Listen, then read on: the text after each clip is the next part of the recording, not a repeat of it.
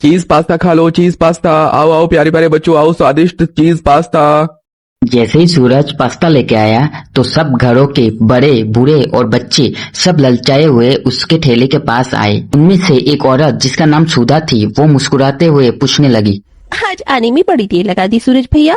मेरा मुन्ना सुबह से आपकी ही बाट जो रहा था।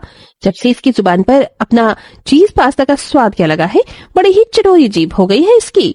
मुझे चीज पास्ता खाना है, चीज पास्ता खाना है, जल्दी से दो ना।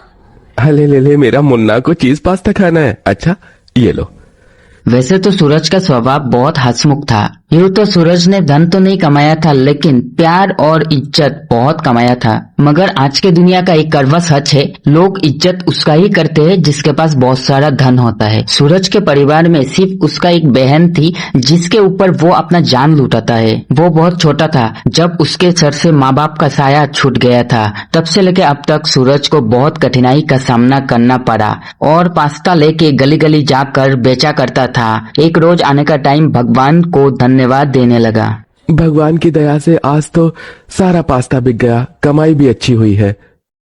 तभी सूरज एक हलवाई की दुकान देख के रुक गया। अवनी को रसमलाई कितनी भाती है, उसके लिए खरीद लेता हूँ, देखेगी तो खुश हो जाएगी। कहो भाई क्या दूं? ये रसमलाई कितने की दी? एक 50 रुपए की पड़ेगी। अच्छा तो फिर 2 दे देना।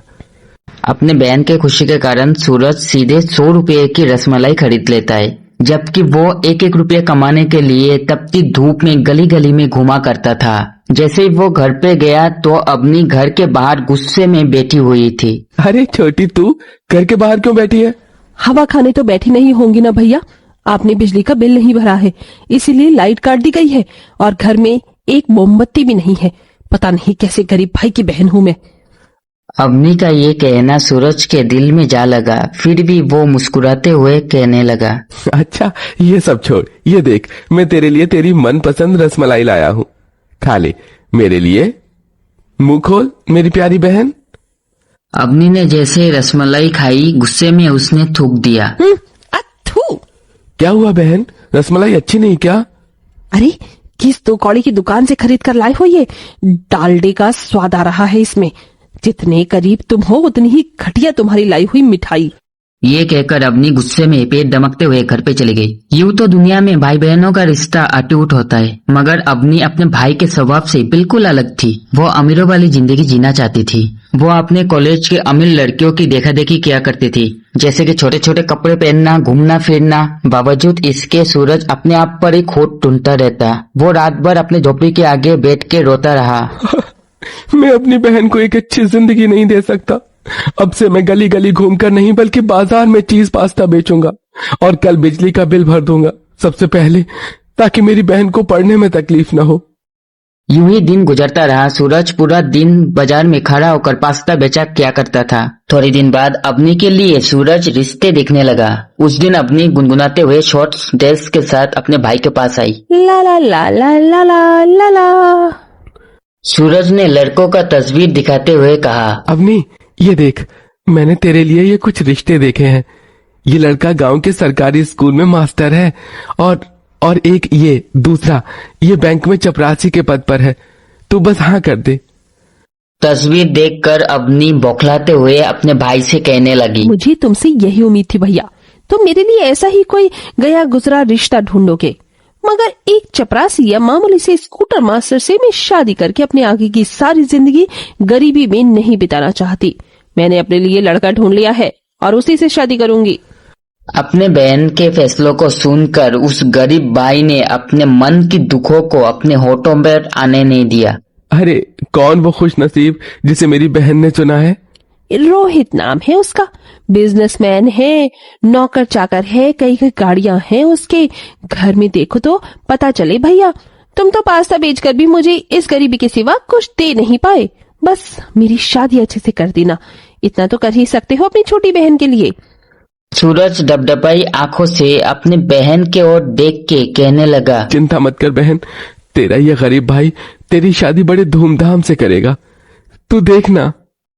उस रात उसने अपने घर के एक बक्से को खोला जिसके अंदर बहुत पुराने नोट की गड्डी थी। सूरज ने उस पैसों को गिना और दुख जताते हुए कहा, इतने सालों से चीज पास्ता बेचकर भी पाई पाई जोड़ने के बाद भी बस अब तक 20,000 ही है। फिर सूरज कर्ज लेकर अपनी बहन की धूमधाम से शादी करवाता है। अपनी बड़ा सा ससुराल देखकर अवनी बहुत इतराती है। फिर आज मेरा सपना पूरा हो गया। आज मैं इतने अमीर घर खानदान की बहू बन गई।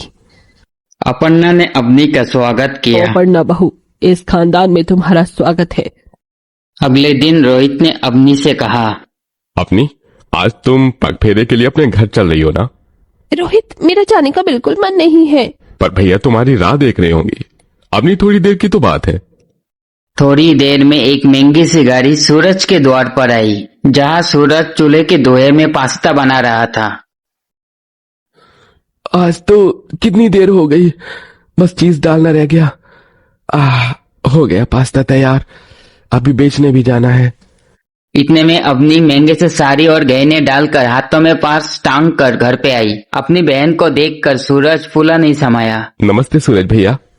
अरे खुश रहिए रोहित बाबू। अपनी मेरी बहन, आजा आजा बैठना। तभी अवनी घमंड से बड़े अंदाज में कहा, कहाँ बैठूं? इस झोपड़पट्टी में बैठने के लिए कुर्सी भी तो नहीं है। इस फटीचर चटाई पर मैं नहीं बैठूंगी। मेरा यहाँ दम घुट रहा है। रोहित, मुझे घर ले चलो प्लीज। अपनी बहन की कड़वी बातें सुनकर उस भाई का दिल छल्ली छल्ली हो गया।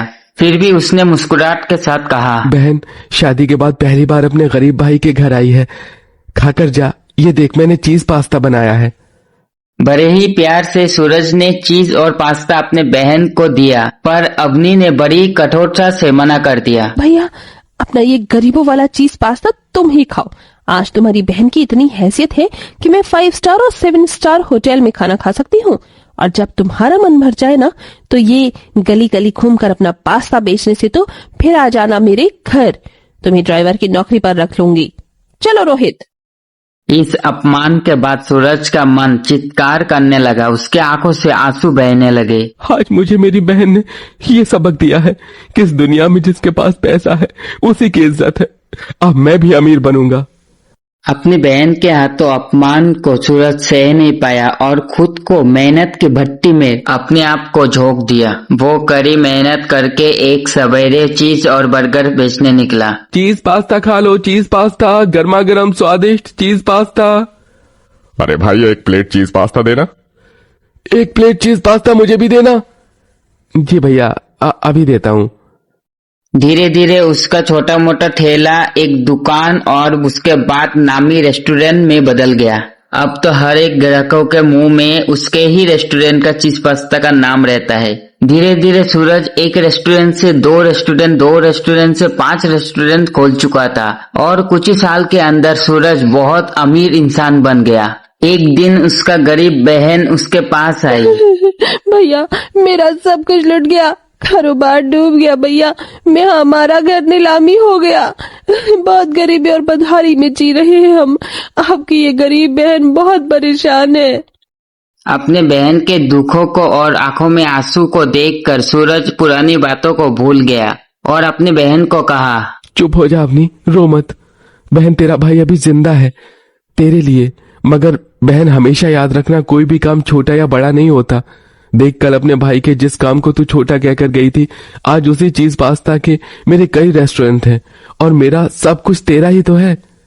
इतना कुछ हो जाने का बाद अपने भाई के मन में उसके लिए स्नेह देखकर अवनी अपने भाई के गले लगकर गुजरे हुए पलों को सोचकर रोने लगी। भैया, मुझे माफ कर दो, मैंने जो आपका दिल दुखाया है। सूरज ने सब भूलकर बदले में अपनी बहन की मदद की। इसी के साथ ये कहानी यहीं पर दी एंड होता है। आप लोग कमेंट करके बताना कि इस वीडियो से आपने क्या सीखा।